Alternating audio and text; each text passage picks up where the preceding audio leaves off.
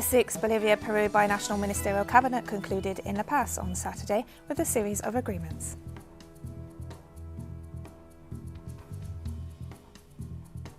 The COP26 conference has begun in the Scottish city of Glasgow as activists announced that thousands have been blocked from making their voices heard.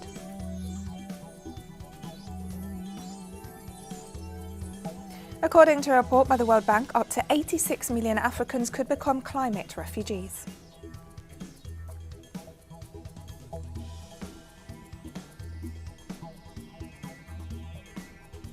From the headquarters of teleSUR English in Havana, Cuba, this is from the south. I'm Katrina Goss. We begin in Bolivia, where the sixth Bolivia Peru Binational Ministerial Cabinet concluded in La Paz this Saturday with a series of agreements. The event saw the first official meeting between President Luis Arce and his visiting Peruvian counterpart Pedro Castillo. The agenda included talks on infrastructure for integration, cross-border water resources, social policies and security. President Arce also presented Castillo with the Order of the Condor of the Andes, the highest distinction awarded by the plurinational state of Bolivia.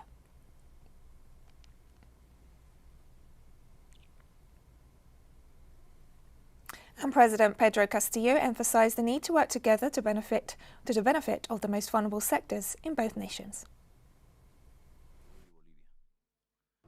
We ignore the borders between Peru and Bolivia, and in the framework of the 7th Binational Cabinet, we have to address very important points for the people to note the difference, so that men and women who are in this binational space know that there are cabinets and governments on both sides that we are concerned with and working for them. Let us work for the children, for the families, for these vulnerable peoples. That is why we have come here.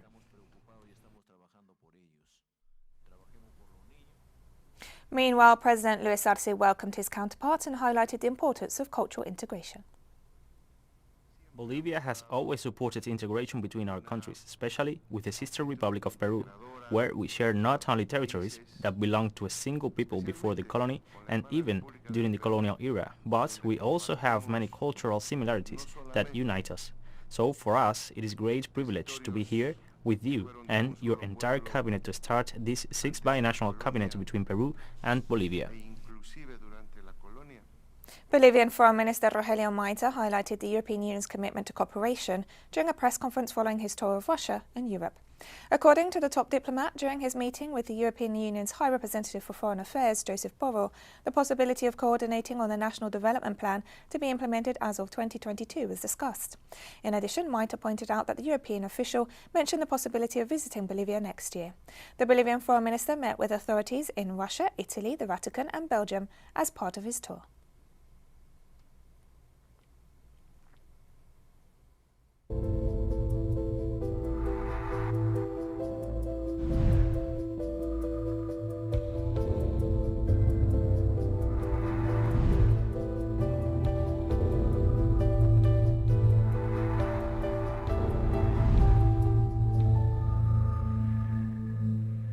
In Bolivia, the national and local governments are preparing measures to be implemented in the face of the imminent fourth wave of the novel coronavirus pandemic, which has already begun to manifest itself in 3 of the country's 9 departments. Our correspondent Freddy Morales has the details. Mayors, governors and the national government are in charge of the 3 levels of healthcare. They all participate in this kind of summit that defines measures to face the imminent fourth wave of the novel coronavirus. They are committing themselves to implement more vaccination points, to carry out campaigns in markets and other centers with a high influx of people, and this will be intensively extended. We have to fight together against the anti-vaccination groups. That is the biggest problem we have had in the city of El Alto, the platforms that misinform about vaccination. The stock of resources to deal with the fourth wave is promising. Vaccines are available, although there is still resistance from sectors of the population to receive them. And there are enough free medicines available. The number of antigen diagnosis points nationwide has increased by 2,567. And we have acquired 4,435 antigen tests. Similarly, in terms of human resources, we are committed to immediately hiring 1,806 people to continue strengthening the intensive and intermediate care units. Vaccination has reached 63% of the population with the first dose, and more than 53% with the second dose, at a time when it is virtually accepted that the fourth wave has already entered the country.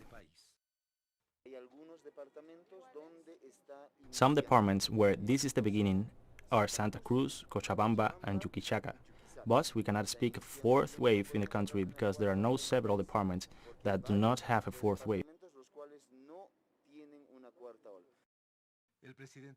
President Luis Arce from the Department of Beni called for an all-out fight against the novel coronavirus and recalled that this is also a definite phase in the fight against poverty. We must all be aware that the economic recovery has a fundamental assumption. To recover health for all, there will be no reconstruction, no reactivation of the economy in the country if we do not solve the pandemic problem first. From March 2020 to date, the country has officially recorded 505,000 cases of the novel coronavirus, with almost 19,000 deaths. The case fatality rate in the second and third waves was 2.7%, with an imminence of the fourth wave. The health ministry warned that in case of flu or cold is considered COVID until proven otherwise. Freddy Morales, teleSUR, Bolivia. Brazil under President Jair Bolsonaro has seen a surge of far-right groups. Our correspondent Brian May brings us more details on how such extremists are operating in the country. According to a study at Unicamp University, the number of neo-Nazi cells in Brazil has doubled since President Jair Bolsonaro took office in 2019. Fascism is on the rise, and Brazilian fascists are increasingly coordinating actions with the international far right.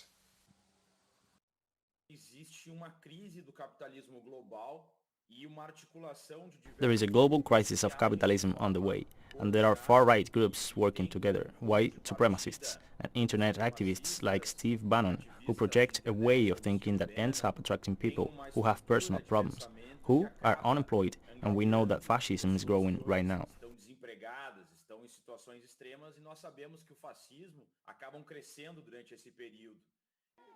This week, a group of green and yellow-clad anti-vaccine protesters brandishing international white supremacist symbols and signs in English broke into Porto Alegre City Council and threatened members of the Afro-Brazilian caucus while yelling racist insults. You are my maid! You are my maid! You are my maid! We are the resistance of this entire project that denies science and the right to vaccination, that denies the right to food security, that aims to maintain all the privilege that started back in that violent days of slavery in Brazil.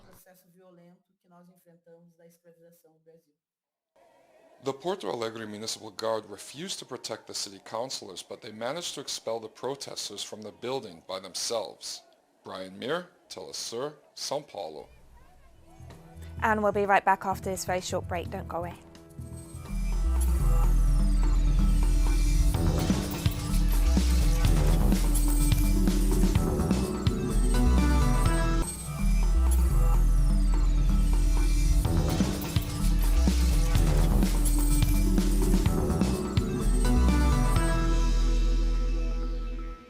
Welcome back to From the South. With 43 votes in favour, 3 against and 7 abstentions, the Senate of Argentina approved the extension of the Indigenous Territorial Emergency Law, which suspends the eviction of indigenous communities from the lands they occupy for 4 more years. Our correspondent Carolina Silvestri has the details. The extension of the Indigenous Territorial Emergency Law was approved in the Upper House. A demand of that was heard on Indigenous Resistance Day in front of the National Congress. We find ourselves at this moment not only supporting Law 26-160, but also making our presence felt and standing firm, as we, the Querandi people, do.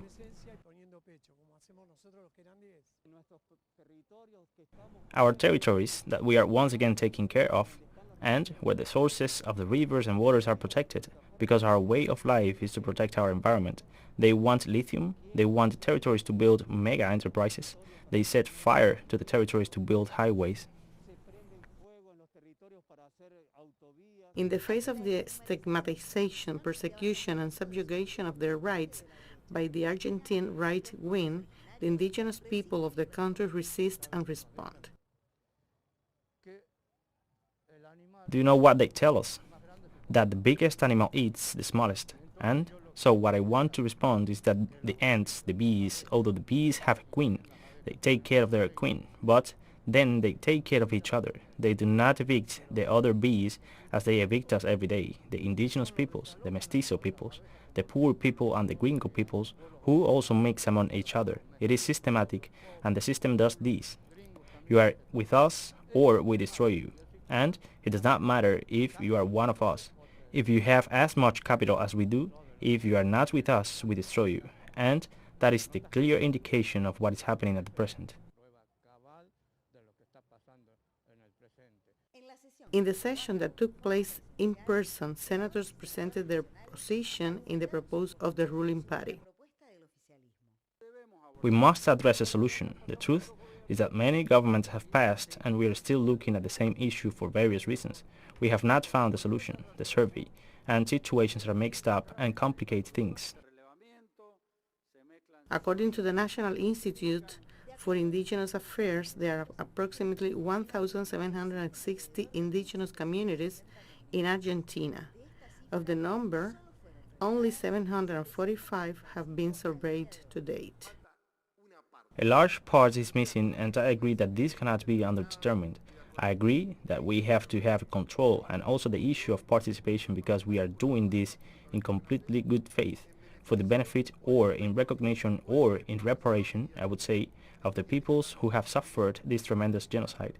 And so obviously it seems to me very appropriate that we do not look the other way. Now it only remains for the lower house to consider and approve the extension of law 26.160, which expires on November the 2nd. This regulation was adopted in 2006 during the presidency of Néstor Carlos Kirchner. Carolina Silvestre, TeleSUR, Buenos Aires.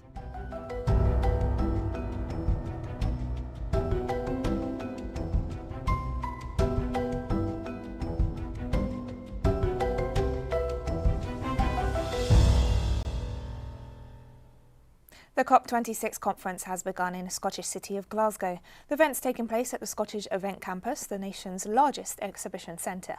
The COP26 summit will bring global parties together with the aim of accelerating action towards meeting the goals of the Paris Agreement and the UN Framework Convention on Climate Change. Meanwhile, climate activists around the world are demanding the global financial system stop putting money into the use of fossil fuels. Activists are holding simultaneous events organised by the COP26 Coalition's climate justice movement and have denounced that this year's conference is the most exclusionary in history, with thousands blocked from making their voices heard.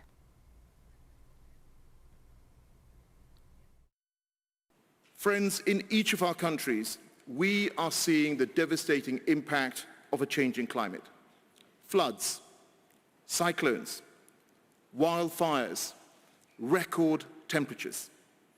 And we know that our shared planet is changing for the worse. And we can only address that together through this international system. The rapidly changing climate is sounding an alarm to the world to step up on adaptation, to address loss and damage, and to act now to keep 1.5 alive. And we know that this COP26, is our last best hope to keep 1.5 in reach. And the Scottish city of Glasgow saw protests on Saturday ahead of the inauguration of the COP26 climate summit. Protesters from Extinction Rebellion and other environmentalist groups marched through the centre of the Scottish city in a warm-up to the many events taking place from Sunday as world leaders prepare to participate in the 2021 United Nations Climate Change Conference. Activists are seeking to maintain pressure on leaders and delegates to the event to ensure that they take the urgent and necessary action to properly tackle the climate crisis. A reported 10,000 police officers will be patrolling the area around the COP26 venue for the coming weeks, with forces from outside Scotland drafted in to bolster their numbers. Together because we care for the planet, and we're trying to talk to communities along our way about climate justice and about what people can do to move into activism to give people hope and faith. And residents of the Scottish city of Glasgow expressed mixed feelings about the COP26 climate summit as it kicked off on Sunday.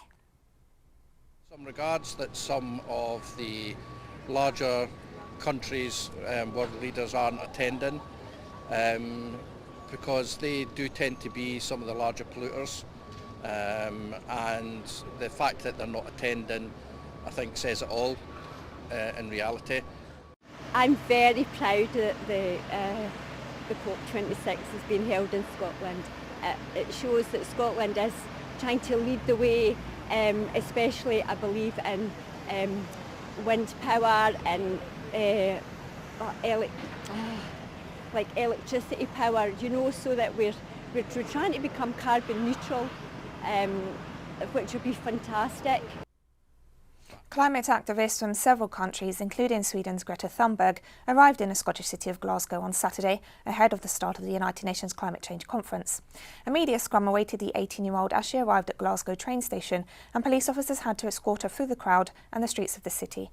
Locals welcomed more activists coming from London on a special COP26 train.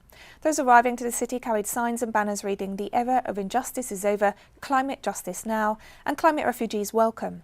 Environmentalists are stressing that the two-week summit, which begins this Sunday, is the world's last chance to turn the tide in the battle against climate change.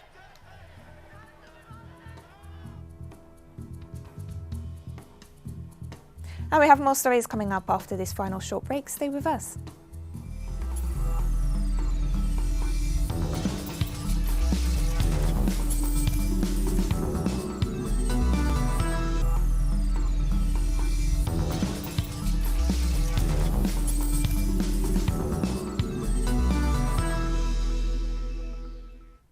Welcome back to From the South. According to a report by the World Bank, up to 86 million Africans could become climate refugees. Droughts, flooding and all climate change stresses are expected to hit the continent of Africa by 2050, according to new Groundswell Africa reports by the World Bank. Millions will be forced to leave their homes within Lake Victoria Basin zones if drastic measures are not taken globally to slow climate change. Tanzania is expected to see the highest number of people internally displaced due to the climate at over 16 million, followed by 12 million who could be displaced in Uganda. Cutting greenhouse gases, embedding all phases of climate migration into development planning, pursuing green development and understanding climate migration contributors are some of the actions the report suggests the world can take to address the threats.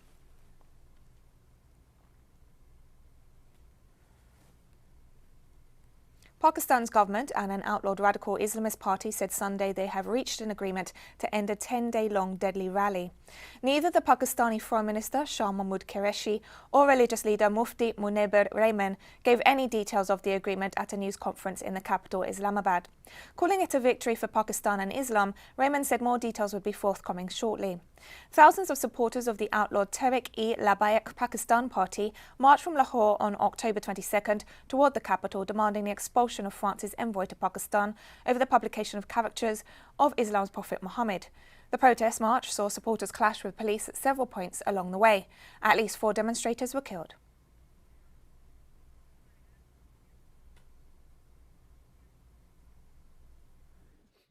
I want to make a request to the whole nation. This agreement is not a victory or defeat for anyone. This is a victory for Pakistan.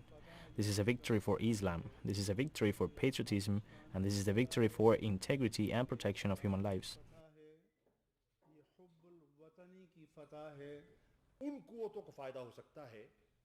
The forces that want to see chaos in the country can benefit, but on the other hand, the forces that want to see Pakistan stable and united, indeed, they are concerned. Allah gave us success, and this agreement has been fulfilled. We congratulate the whole nation, and we are thankful to all the leaders. At least 12 civilians were killed on Saturday in a blast near the airport of the Yemeni city of Aden, where the Saudi-backed government is based. An explosives-laden car detonated at an intersection near the main gate of the airport. The liaison officer at the airport reported that many of the casualties were young people and children who frequented a grocery store and an internet cafe located at the intersection. The blast also destroyed many nearby vehicles. The group has claimed responsibility for the attack, which is the deadliest in the area since December last year, when a bomb targeting cabinet members ripped through Aden's airport.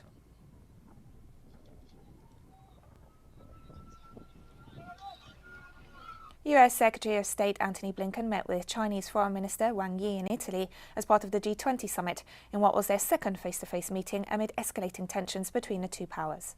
The meeting in Rome was the first between Blinken and Wang since tense talks in Alaska in March, during which the Chinese delegation criticised the US side as TV cameras rolled. The strained relations between the world's two biggest economies stem from a series of US attacks on China, including in terms of trade, human rights, the Chinese territories of Hong Kong and Taiwan, and the COVID-19 pandemic.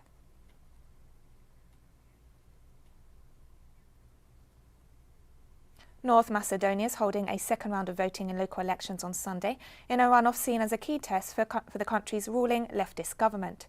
In the first round of municipal elections on October 17th, the centre-right opposition won mayor's posts in 21 municipalities, while the ruling Social Democratic Party only won 9. Social Democrat leader and Prime Minister Zoran Zaev has urged people to come out and vote, adding that the mayoral race in the capital is critical to completing his cabinet's vision and policies. A total of 33 mayors were elected in the first round of voting. The runoff is now for the remaining 47 mayor's posts, including in the capital, for which the main rivals are candidates from the ruling Social Democratic Party and the centre-right opposition.